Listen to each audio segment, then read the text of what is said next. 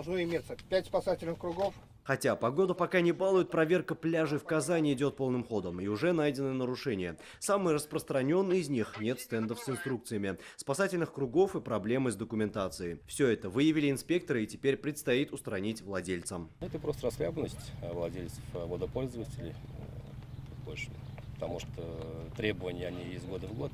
В принципе, изменений в требований нормативных документов по оборудованию пляжа нет. Требования одинаковые для всех, и прописаны они не ради галочки. Только в прошлом году на водных объектах республики утонули 136 человек. 88 из них именно в купальный сезон. И все в необорудованных для купания местах. В данный момент у меня рабочие все работают.